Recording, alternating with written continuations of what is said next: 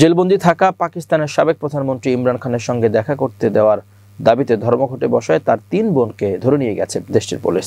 গত মঙ্গলবার রাওয়ালপিন্ডিতে অবস্থিত আদিয়ালা কারাগারের বাইরে থেকে তাদেরকে আটক করা হয়।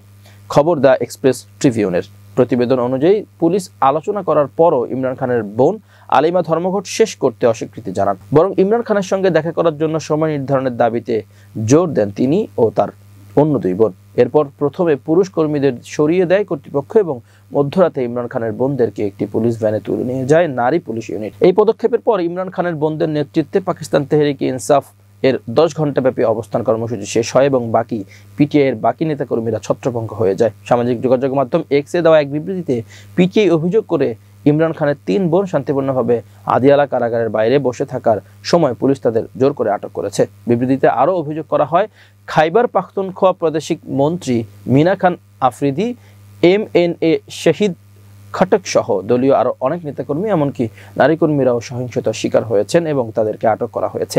এদিকে বিরোধী জোট তেহরিক তাহফুজ আইন ও পাকিস্তানের নেতা আল্লামা রাজা নাসির আব্বাস ইমরান খানের বোন ও অন্য নারী কর্মীদের উপর পুলিশের এই আচরণের তীব্র নিন্দা জানান।